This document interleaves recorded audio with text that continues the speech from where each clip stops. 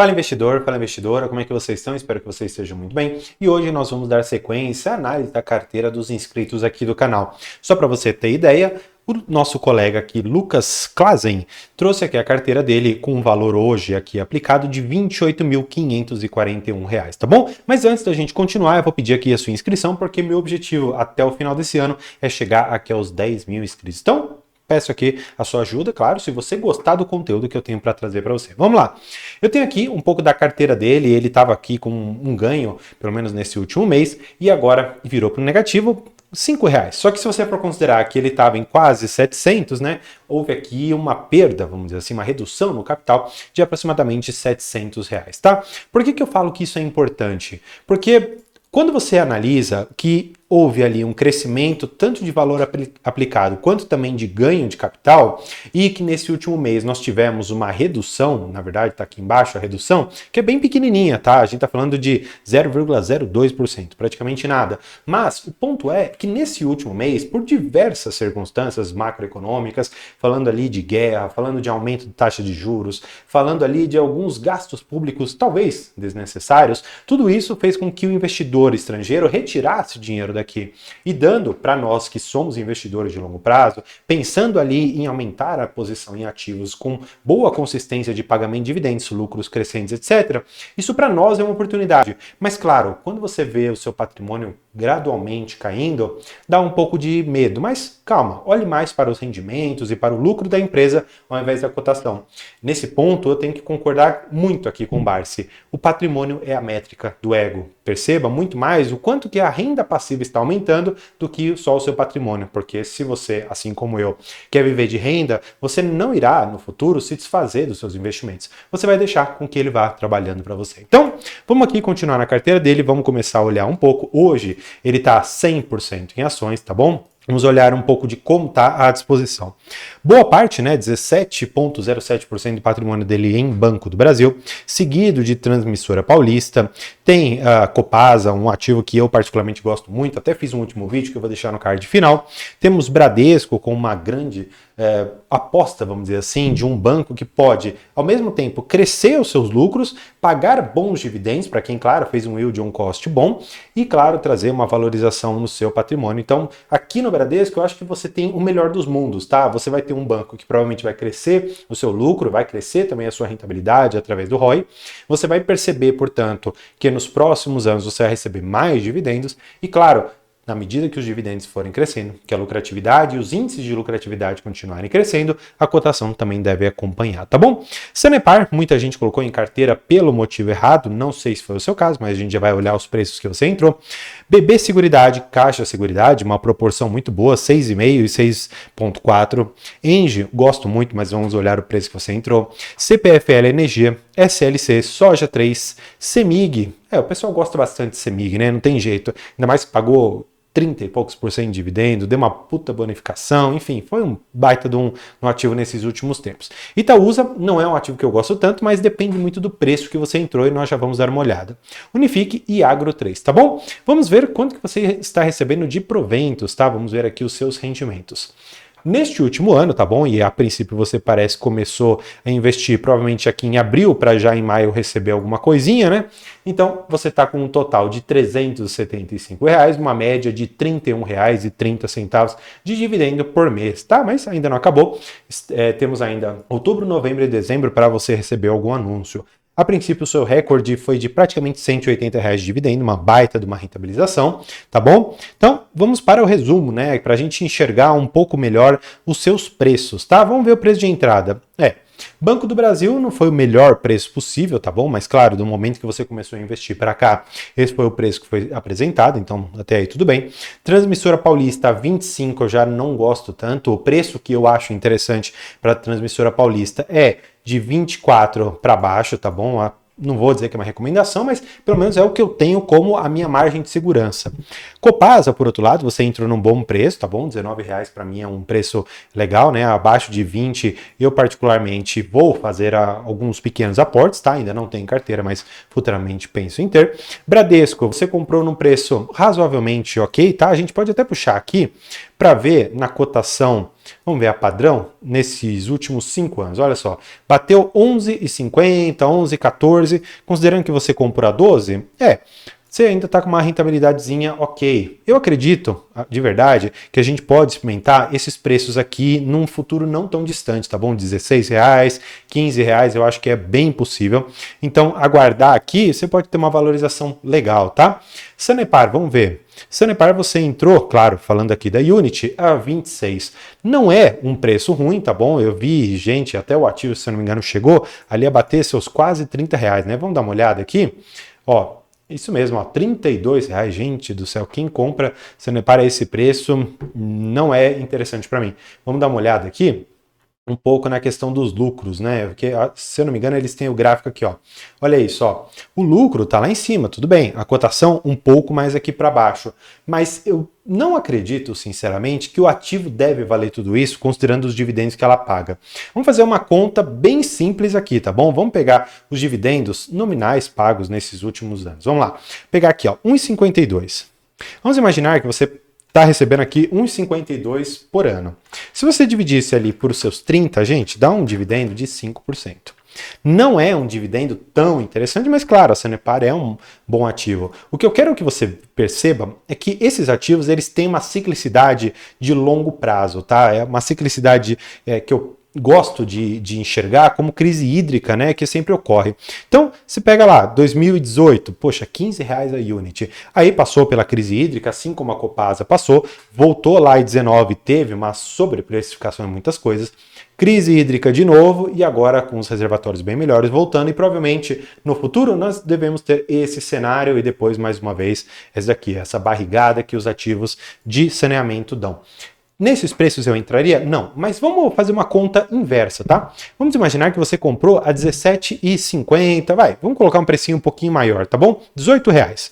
Só que você está recebendo esses mesmos R$1,52. Só que agora por 18, poxa, eu estou falando aqui de um yield bem mais interessante, de quase 8,5%, tá? Então, nesses preços hoje, não está atrativo para mim. Não vou dizer que você comprou num preço ruim, porque de fato não foi nesses últimos tempos, mas não é um ativo que eu hoje faria um aporte muito grande, tá bom? Mas claro, isso aqui é só a minha impressão. E como eu sempre falo em todos os meus vídeos, quem tem Banco do Brasil tem BB Seguridade. É uma dupla exposição? A princípio não, tá? Mas eu já expliquei para vocês um pouco do que se Banco do Brasil na parte da seguridade pode afetar o Banco Brasil, realmente a parte bancária. Então, você tem que tomar um pouco de cuidado ali e enxergar que talvez se você tiver os dois, você vai ter esse duplo risco, tá? Você mitiga parcialmente isso por Caixa Seguridade, que é até razoável, não é um preço bom de entrada, tá bom?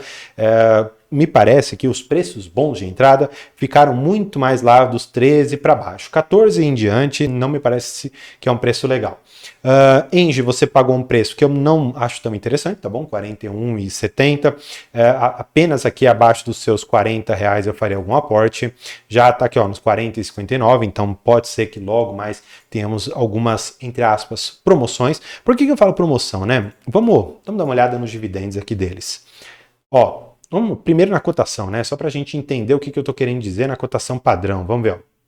Por um bom tempo, fica aqui nesses 40, de vez em quando, ó, dá uma oportunidade de bater ali os seus 36, 37, 38. É raro disso acontecer.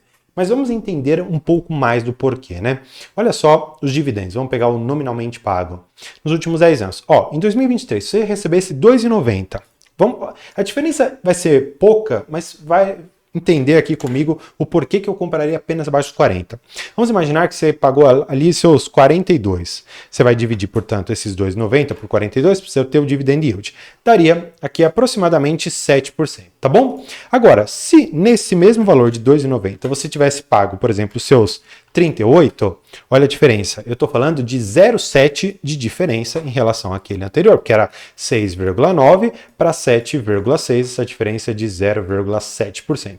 Isso, no longo prazo, faz sim diferença. Então, é muito importante você ter a lógica aqui na hora de seus aportes de perceber qual que é o ativo mais descontado, tá bom? CPFL Energia, eu gosto do ativo em si, você não pagou um preço tão ruim nele, tá bom? 33 é um preço ainda ok, mas eu quero depois que você veja um vídeo que eu vou deixar no card, falando aqui sobre um pouco do endividamento de curto prazo que a CPFL tem e quanto isso pode impactar nos seus dividendos, tá bom?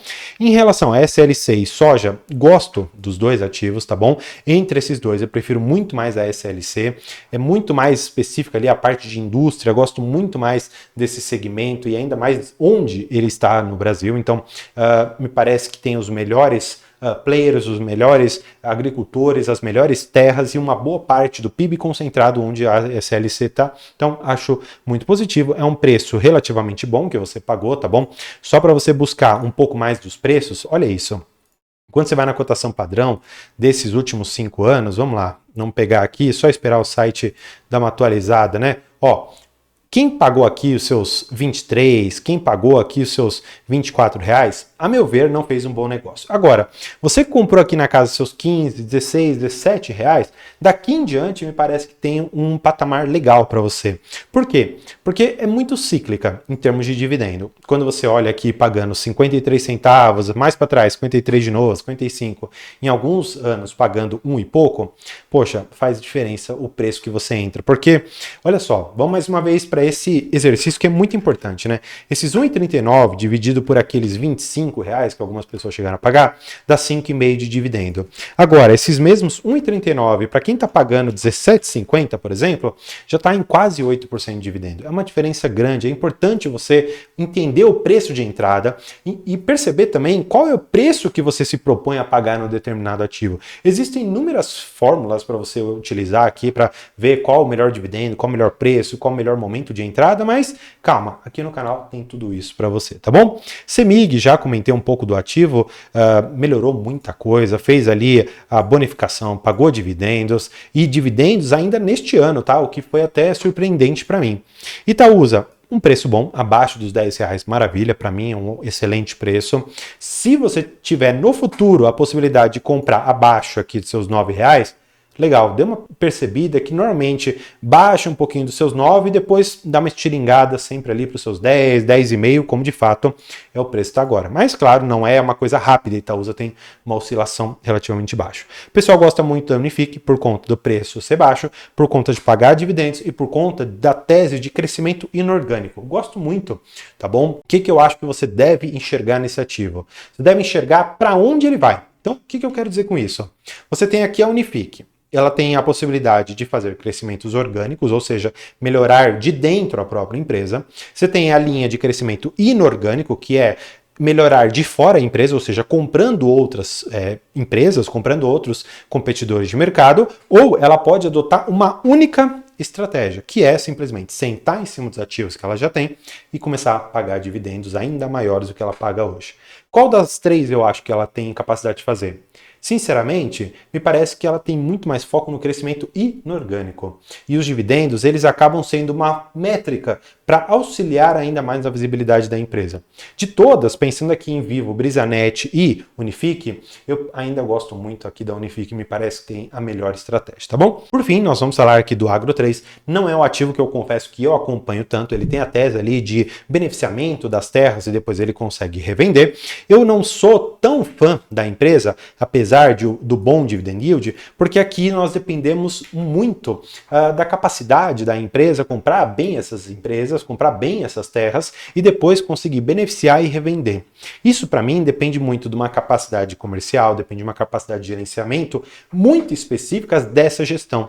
E se eventualmente a gestão mudar ou alguma circunstância macroeconômica for alterada, eu tenho medo de essas terras ficarem lá dentro. Se essas terras ficarem, tudo bem, eles conseguem plantar, conseguem gerar renda, só que eles conseguem trazer esses dividendos altos de 12, 13, 15%, muito mais através da venda das terras do que efetivamente dos dividendos regulares, ali da receita regular que a empresa tem. Portanto, qual a minha nota para sua carteira? Olha, hoje eu a princípio, eu gostaria muito de ver aqui algumas rendas um pouco mais recorrentes, muito mais vista aqui de fundos imobiliários. Gostaria hoje muito menos de uma exposição a agronegócio. Claro, isso aqui não é uma recomendação, mas para justificar minha nota, tá? Depois disso tudo, eu olho para sua carteira e falo, legal, você parece que tem uma estruturação muito boa com tese em dividendos e poucas são as teses de crescimento. Talvez os preços de entrada não tenham sido os melhores, mas claro, calma, você começou agora a investir. E eu já estou nesse ramo aqui há mais de 4 anos. Então, eu sei como é difícil conquistar bons preços, isso depende de muito mais vivência no mercado. Então, acalme-se, você vai ter tempo, você está começando agora na bolsa. Portanto, a minha nota para sua carteira é 7. 7, exatamente porque eu gostaria de ver menos exposição em alguns ativos, gostaria de ver um pouco mais de entrada ali em ativos de renda imobiliária, né? Estamos falando aqui dos fundos imobiliários, e claro, pensando até mesmo em uma diversificação de moedas, até mesmo um investimento no exterior seria algo relevante aqui de você fazer. E claro, para que você vislumbre o investimento no exterior, tem aqui embaixo a possibilidade de você abrir gratuitamente conta na Xstation, tá bom? Que é uma plataforma que você tem a possibilidade de enxergar ativos internacionais, não só Estados Unidos, mas você tem uma boa parte da Europa lá também disponível para você, tá bom? Então, espero que você tenha gostado desse vídeo. Se você quer a sua carteira analisada também, basta você entrar no grupo do WhatsApp e me encaminhar a sua carteira por lá. Eu sou o único administrador, então é muito fácil me achar, tá bom? Por hoje é isso. Muito obrigado. Tchau.